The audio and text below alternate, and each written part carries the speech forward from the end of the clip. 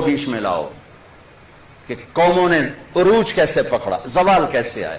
سارے حکمران ڈوبے ہوئے تھے سارنگیوں میں، کنیزوں میں، تو اللہ نے انگریز بھیجا، جاؤ ان سب کو جوتے مارو اور ان کو تخت سے کان سے پکڑ کے اتار دو۔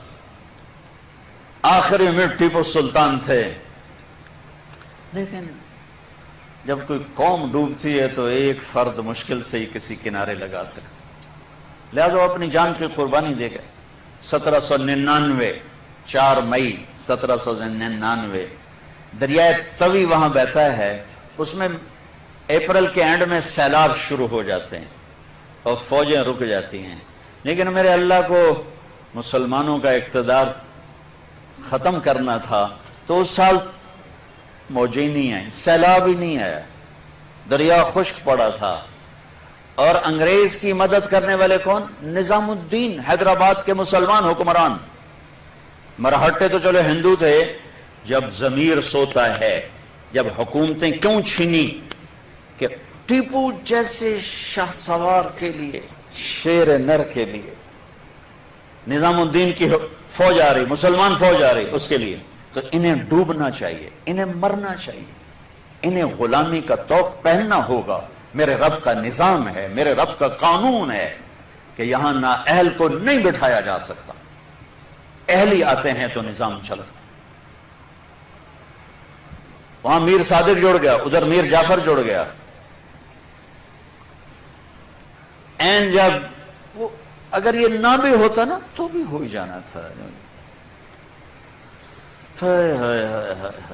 میر صادق نے کہا بھائی وہ تنخواہ لے لو، فوج انگریز نے حملہ کیا، وہ کہتا آؤ بھی تنخواہ لے لو، سارے تنخواہ لے لو۔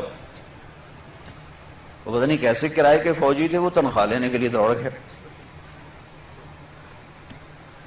ٹیپو کھانا کھا رہے تھے، نوالا ہاتھ میں تھا کہ شور پڑا کہ جی قلعے کی دیوار ٹوٹ گئی، فوجیں داخل ہو گئیں، کھایا نہیں چھوڑ دیا۔ شیر کی 1 دن کی زندگی گیدڑ کی 100 سال کی زندگی سے بہتر ہے۔ انہیں پتا تھا کوئی راستہ نہیں ہے، اپنی جان کا نذرانہ دیا تو جنرل ہیرس نے کہا آج ہندوستان ہمارا ہے۔ شاہ عالم ثانی کے زمانے میں دہلی میں انگریز داخل ہو گئے، اور پھر بہادر شاہ ظفر جو 1857 کی جنگ آزادی، وہ ایک ایسے جیسے یہ ہمارا جلوس نہیں ہوتا، جلوس، ان جلوسوں نے کبھی کچھ کیا؟ جلوسوں سے کچھ نہیں ہوتا سوائے کہ 2-4 گڈیاں ساڑ دو، 2-4 سائن بورڈ بن دو تو جاندے گراہ گراندے بوجھے لٹ لو۔ تو وہ ایک جلوس تھا، نہ کوئی نظم تھا، نہ کوئی ترتیب تھی۔ اور ظلم کا جواب ظلم نہیں ہوتا ہے۔ جب انہوں نے دلی پہ قبضہ کیا تو انگریز عورتیں تھیں وہاں، 70 انگریز عورتیں تھیں اور 30-40 بچے تھے، انہوں نے سب کو ذبح کر دیا۔ ان کے ساتھ اللہ ہوگا جو عورتوں کو ذبح کر دیں، جو بچوں کو ذبح کر دیں۔ میرا دین ظلم کی اجازت نہیں دیتا۔ حضرت علی اور یہودی آپس میں جنگ ہو رہی، خیبر قمواس کا قلعہ، ابھی بھی اس کی دیواریں کڑی، میں پچھلے سال گیا تھا وہاں، اس کو دیکھا تھا جا کر۔ یہاں سے حضرت علی چڑھے، دروازہ توڑا سر، تو اس پر وار کرنے لگے، اس نے منہ پہ تھوک دیا، اس نے منہ پہ تھوک دیا، تلوار پیچھے کر لی، کہ چلو دوبارہ۔ کہنے لگے ہیں دوبارہ کیوں؟ مجھے قتل کیوں نہیں کیا؟ تو میرے اوپر چھا گیا تھا کہ پہلے تو میں اللہ کے لیے قتل کر رہا تھا، جب تو نے میرے منہ پہ تھوکا تو مجھے غصہ آ گیا، مجھے ڈر لگا کہ تمہارا قتل میرے غصے کی وجہ سے کہیں نہ ہو، اللہ نہ ناراض ہو جائے، میں تمہیں اللہ کے لیے قتل کر رہا ہوں۔ انہوں نے کہا میاں مجھے کلمہ پڑھا دے، مجھے نہیں لڑنا۔ اور جب اسلامی لشکر جاتے تھے تو حکم ہوتا تھا کسی بچے کو نہیں قتل کرنا، کسی عورت کو نہیں قتل کرنا، اور یوں 1857 پر آ کر مکمل زوال ہو گیا۔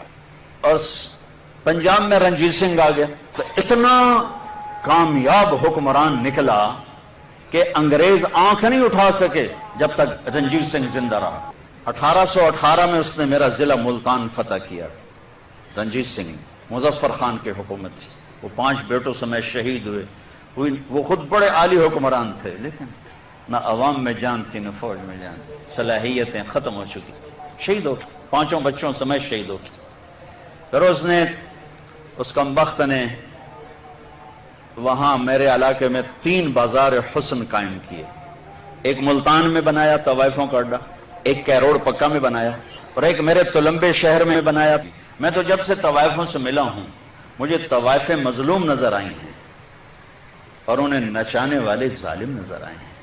ان کے جسموں سے کھیلنے والے درندے ہیں، انہیں گھنگرو پہنا کے نچانے والے بھیڑی اور درندہ نما انسان ہیں. وہ تو مظلومیت کی ایک عجیب داستان ہے. کون عورت ہے جو روزانہ کسی کے لیے تیار ہو؟ کس عورت کی فطرت ہے کہ وہ ہزاروں ہوسناک نظروں کے سامنے ناچے اور گھنگرو باندھے؟ وہ سٹیج پر ان کا گھنگرو چھنکتا ہے اور تنہائی میں ان کی آنکھیں چھلکتی کہ میرے دیس کے مالداروں کا ظلم ہے کہ وہ انہیں نچانے کے لیے تو تیار ہیں، انہیں چادر پہنانے کے لیے تیار نہیں ہیں. میں زمینداروں کا بیٹا ہوں، میں نے سب اپنی آنکھوں سے دیکھا.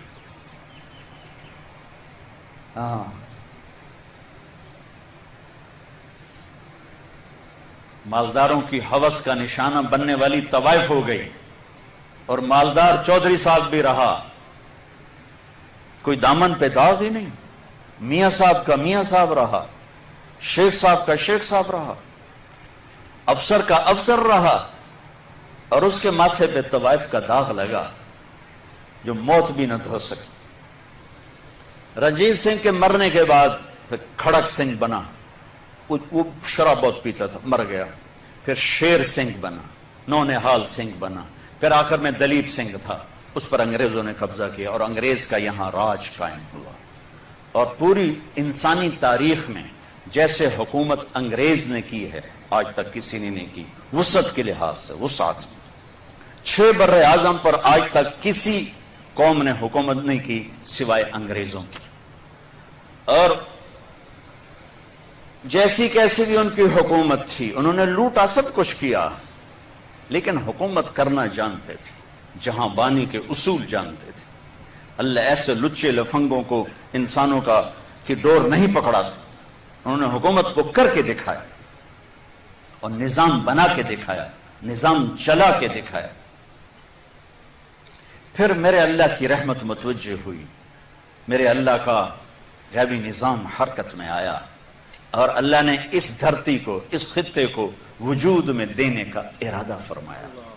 اور اس کے لیے اللہ تعالیٰ نے چند تڑپتے دلوں کو پسند کیا اور چند بے قرار روحوں کا انتخاب فرمایا. رونے والے مل جائیں نا تو بڑے بڑے کام ہو جاتے ہیں. کوئی رونے والا ملے، کوئی رونے والا ملے، کہ آنسو بڑی طاقتور چیز.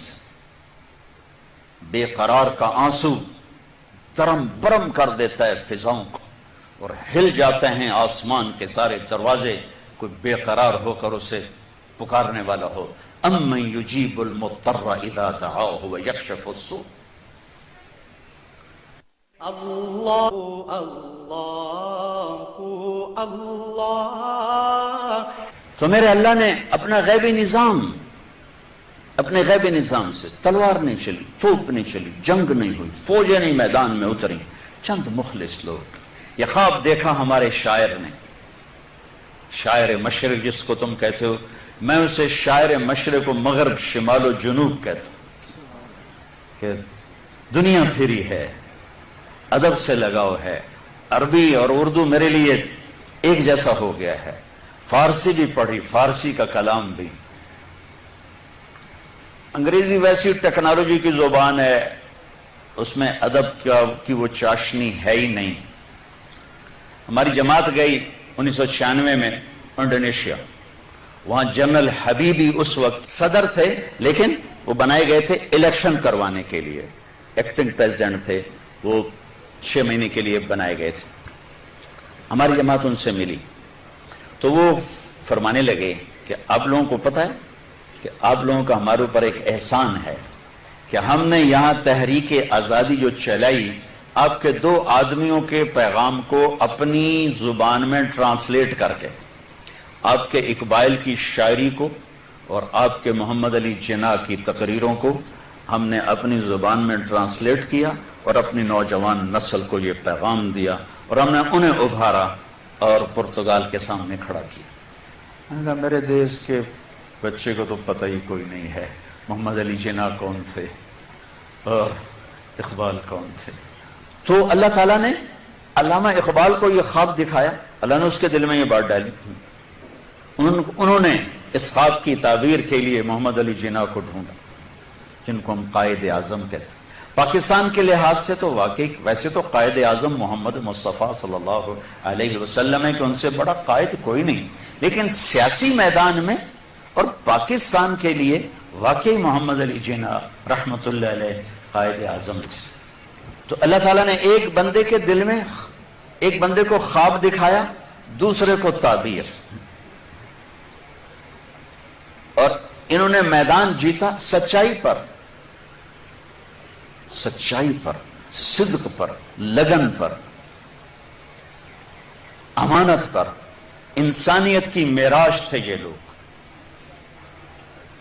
محمد بخش نام تھا علامہ اقبال کے خادم کا.